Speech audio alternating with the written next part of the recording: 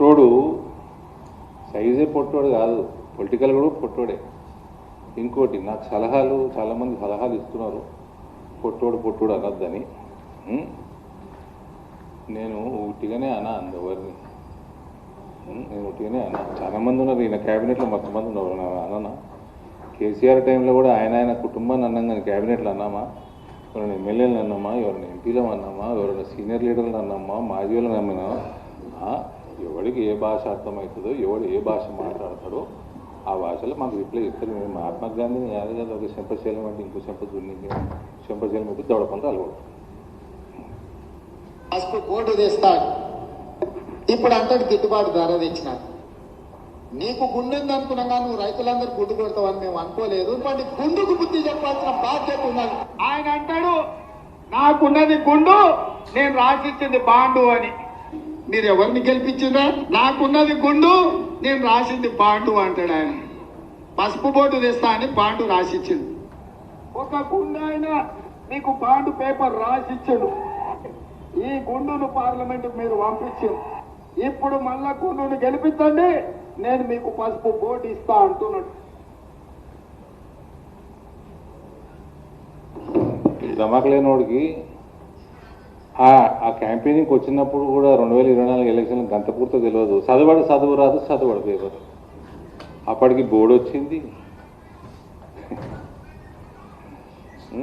అప్పటికి అన్నీ వచ్చేసినాయి. ప్రధానమంత్రి వచ్చిండు, డిక్లేర్ చేసిండు, బోర్డు ఫామ్ అయింది. వచ్చి బోర్డు రాలి మళ్ళీ తీస్తా, మళ్ళీ గెలిపినట్టు అప్పటికి వచ్చేసింది. ఊకే సలహాలు ఇవ్వద్దు. పుట్టోడే, చదువు రానోడే. మీకు లాస్ట్ టైం చెప్పిపోయినా, ఎవరైనా నన్ను తెలంగాణ సముద్రం ఒడ్డుకు తీసుకపోండి, 3 దిక్కులు సముద్రం అన్నాడు. ఎవరైనా తీసుకపోరు నన్ను ప్లీజ్. ఊకే అటు దుబాయ్ ఎందుకు వాళ్ళే ఊకే సముద్రం చూడనీకే. తెలంగాణలో ఉంటే 50 కిలోమీటర్లు దాటితే ఇక్కడికి వెళ్ళి తెలంగాణ బార్డర్ సముద్రం ఉన్నది, తీసుకుపోతారు ఎవరన్నా. ఈయన మళ్ళా నన్ను ఒడగొట్టాలని తిరిగిండు. జీవన్ రెడ్డి గారు ఎవరైతే ఉన్నారో కాంగ్రెస్ అభ్యర్థి నిజామాబాద్ పార్లమెంట్లో, ఆయన జీవితాన్ని నాశనం చేసినోడు ఈయన. ఆయన జీవితాన్ని నాశనం చేసిండు.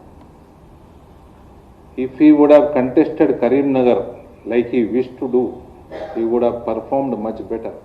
ఆయన కరీంనగర్కి తెలిసిన ఆయన, నిజామాబాద్లో ఆయన ఎవరికి పరిచయం లేదు.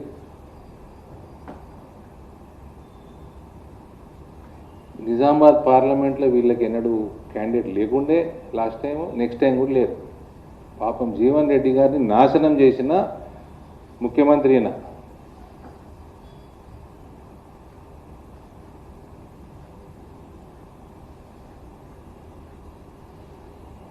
నిన్న మొత్తం చూపించారు మీరు, వాళ్ళు తిడుతురు వాళ్ళ పార్టీ వాళ్ళు, రేవంత్ గారు. అది మీరు చూపించారు, మీరు నాతోటి చెప్పారు, మీరే చెప్పారు నాతోటి. ఉత్తమ్ కుమార్ రెడ్డి ఇష్టం ఉన్నట్టు తిడుతున్నాడు చిట్చాట్లలో రేవంత్. మహేష్ కుమార్ గౌడ్ ఇష్టం ఉన్నట్టు ముఖ్యమంత్రిని తిడుతున్నాడు. రేవంత్ వాళ్ళిద్దరిని ఇష్టం ఉన్నట్టు తిడుతున్నాడు. మీరే చెప్పారు నా మీద పడడం ఎందుకురా నాయన, మీ పార్టీ వల్ల తిట్టుకుంటున్నాను.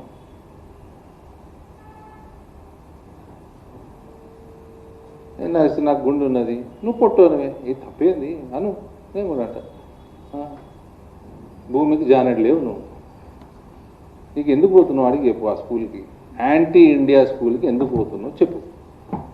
ఏం చేద్దాం తెలంగాణలో నెక్స్ట్ ఎలక్షన్ల లోపల అని పోతున్నావు, దానికి జవాబు ఏంటి?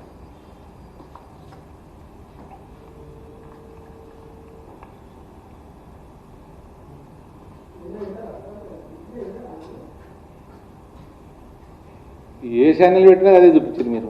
వినప్పుడు ఏం చేస్తాం?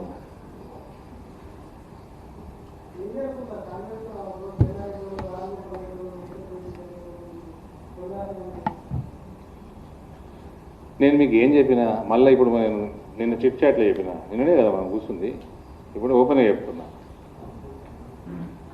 వీళ్ళందరికంటే కాంగ్రెస్ పార్టీ, స్పెషల్లీ ఈ ముఖ్యమంత్రి కంటే నాకు తెలిసి ఎక్కువ.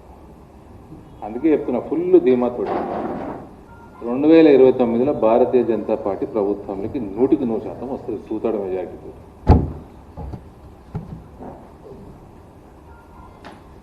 ఎట్లా వస్తుంది? ఏమన్నా చేస్తాం, తెస్తాం, లీగల్గా చేస్తాం, ఏమన్నా చేస్తాం. మాకు అది అలవాటు. ఇవన్నీ చూస్తుంటే ఇంకా అలకగా అయ్యేటట్టుంది. ఇవన్నీ చూసుకుంటే నాకు టెంప్టేషన్ వస్తుంది, మళ్ళీ బాండ్ పేపర్ రాసియాలనా అని. 100% మేము వస్తాం ప్రభుత్వంలో. రాసిచ్చినా రాసిస్తా, ఏదో రోజు 3 వస్తుంది రకం రాసిచ్చి సోషల్ మీడియాలో పెడతా. అంత కాన్ఫిడెన్స్ ఉంది నాకు.